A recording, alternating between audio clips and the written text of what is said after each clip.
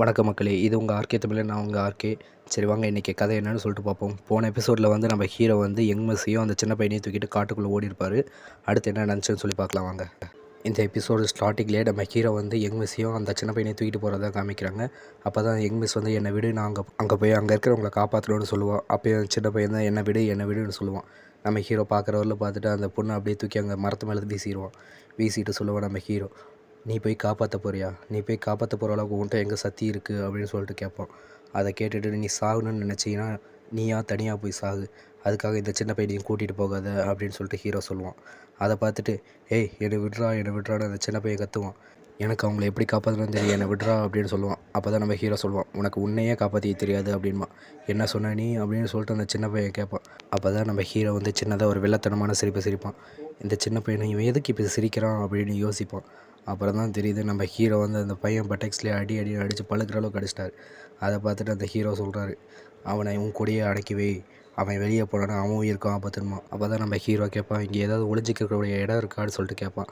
அப்போ தான் யங் சொல்லுவாள், இங்கே ஒரே ஒரு இடம் தான் இருக்குது, ஆனால் அந்த இடம் வந்து பேண்டட்ஸ்க்கும் தெரியும், பிளாக் விண்ட் மவுண்டனோட பின்னாடி பக்கம் தான் இருக்குது அப்படின்னு சொல்லுவாள். நம்ம ஹீரோவும் அதை கேட்டுட்டு, அப்போ அந்த இடம் தான் சரியான இடம், வா அங்கே போகலாம், அந்த சின்ன பையனையும் கூட்டிகிட்டு வா அப்படின்னு சொல்லுவான். நம்ம யங் வந்து, இந்த பிரச்சனையெல்லாம் சரியாகட்டும், உனக்கு சரியான பனிஷ்மெண்ட் நான் கொடுக்குறேன் அப்படின்னு சொல்லிட்டு எல்லோரும் சேர்ந்து அந்த மலை உச்சியில் போய் நிற்பாங்க. அங்கே நின்று பார்க்கும்போது தான் அவங்களுக்கு தெரியும், வெறும் மலை மட்டும் இல்லை, அதை சுற்றி வந்து பனியால் மூழ்கி இருக்கிற காடும் இருக்குதுன்னு சொல்லிட்டு. அப்போ தான் யங் சொல்லுவாங்க, இந்த பனியால் நிரம்பி இருக்கிற காடு ஃபுல்லாமே ட்ராப்ஸாக இருக்கும், இங்கே யாரும் உள்ளே போயிட்டு வெளியே ஈஸியாக வர முடியாது, இந்த மவுண்டன் ரீஜியனோட தலைவனுக்கும் நமக்கும் ஒரு சின்ன பகை இருக்குது அப்படின்னு சொல்லிட்டு யங் சொல்லுவாள். இதை கேட்டுட்டு நம்ம ஹீரோவும், அப்போ இதுதான் சரியான இடம், வா அங்கே போகலாம் அப்படின்னு சொல்லுவான். அப்போ தான் யங் சொல்லுவான், நீ இவனை கூட்டிகிட்டு போ, நான் அவங்கள போய் தசை திருப்புறேன் அப்படின்மா. அப்போ தான் நம்ம ஹீரோ சொல்லுவான், நீ அங்கே போனேன்னா எனக்கு இங்கே வழி தெரியாது, அப்படியும் அதையும் மீறி நீ இங்கேருந்து போனேன்னா நான் அந்த சின்ன பையனை கொன்னுருவேன் அப்படின்னு சொல்லுவான். அதை கேட்டு தான் சின்ன பையனும், என்ன கொன்னுருவியா அப்படின்னு சொல்லிட்டு கற்றுவான். அப்போ தான் நம்ம ஹீரோ சொல்லுவான், நீ எப்படியா அவங்க கையில் காட்டினீன்னா சாக தான் போகிற, அதுக்கு நானே உன்னை கொண்டுடலாமே, ஞாபகம் வச்சுக்கோ, உங்கள் 2 பேர்த்தோட உயிர் அந்த கார்டியன் தான், அவனை சாக்ரிஃபைஸ் பண்ணி உங்களை எல்லாத்தையும் காப்பாற்றினான், உனக்கு போய் சாகணும்னா ஆனால் நீ போய் சாகலாம், ஆனால் அவங்கள கொல்லணும் இல்லை பழி வாங்கணுன்ற ஆசை இருந்துச்சுன்னா நான் சொல்கிறத கேளு, ஓகேவா அப்படின்னு சொல்லிட்டு ஹீரோ சொல்லுவான். அதை கேட்டவுடனே அந்த சின்ன பையன் திரும்பி, அவங்கள விட நீ வீக்கானவன், நீ எப்படி அவங்கள கொல்லுவ அப்படின்னு சொல்லிட்டு கேட்பான்.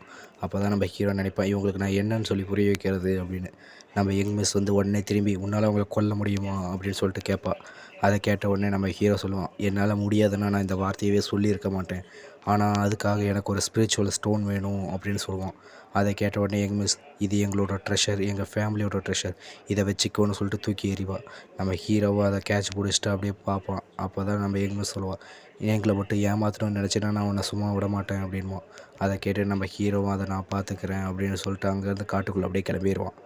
அப்போ தான் அந்த சின்ன பையன் கேட்பான், அக்கா இவனை நம்ம நம்பலாமா அப்படின்னு சொல்லிட்டு. அப்போ தான் யங் சொல்லுவாள், இவனை தவிர வேறு யார் மேலேயும் நம்மளால் இப்போதைக்கு நம்பிக்கை வைக்க முடியாது, ஏன்னா இவன் தான் இவ்வளோ நேரம் நம்மளை காப்பாற்றினது அப்படின்னு சொல்லுவான்.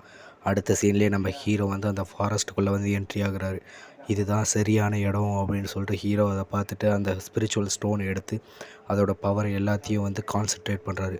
கான்சன்ட்ரேட் பண்ண பவர் எல்லாத்தையுமே அந்த நிலத்துலேயே வந்து ஃபுல்லாத்தையும் பதிய வச்சு அங்கே ஒரு ஃபார்மேஷனை வந்து க்ரியேட் பண்ணுறாரு. இந்த ஃபார்மேஷன் மூலிமா மற்றவங்களை எல்லாத்தையும் ட்ராப் பண்ணலாம், அங்கேயே கொல்லவும் முடியும்.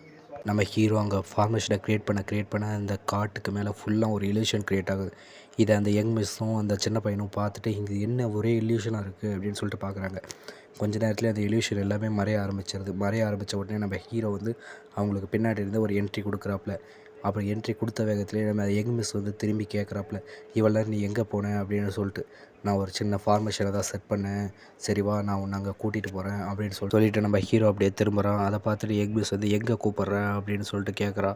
இதை கேட்ட உடனே என் பின்னாடியே வா அப்படின்னு சொல்லிட்டு ஹீரோ சொல்லிவிட்டு அவங்க 2 பேர்த்தையும் கூட்டிகிட்டு ஃபாரஸ்ட்டுக்குள்ளே போகிறாங்க. 2 பேரும் போகும்போது, இது என்ன இடம், இது ஏன் இப்படி இருக்குது அப்படின்னு சொல்லிட்டு யங் கேட்குறான். அப்போ தான் வந்து நம்ம ஹீரோ வந்து யங் தொட போகும்போது நம்ம ஹீரோ சொல்கிறாங்க, என்னை தொடாத, நீ என் பின்னாடி மட்டும் வா, நான் உனக்கு அந்த ஃபார்மேஷனை சொல்லித்தரேன் அப்படின்னு சொல்லிட்டு சொல்கிறான். அது அடுத்த சீன்லேயே கார்டியனை வந்து அந்த சன் ஃபேமிலியை சேர்ந்தவங்க எல்லாருமே வந்து சிறைப்பிடிச்சிருப்பாங்க. சிறைப்பிடிச்சது மட்டும் இல்லாமல் அவங்க கையில் விலங்க மாட்டி அவங்க எல்லாத்தையுமே வந்து அங்கே அப்படியே இழுத்துட்டு வந்துட்டுருப்பாங்க. அப்போ தான் அந்த சன் ஃபேமிலியை சேர்ந்த பட்லர் வந்து ஒரு ஷாக்கான ரியாக்ஷனை கொடுப்பான். என்னென்னு பார்த்தா நம்ம ஹீரோ வந்து அங்கே முன்னாடி இருக்கிற மரத்தில் அப்படியே சாஞ்சு உக்காந்துட்டு இருப்பார். அப்போ தான் நம்ம ஹீரோ சொல்லுவார், உனக்காக தான் நான் இவ்வளோ நேரம் காத்துக்கிட்டு இருந்தேன், நீ இப்போ தான் வந்திருக்கியா அப்படின்னு சொல்லிட்டு சொல்லுவான்.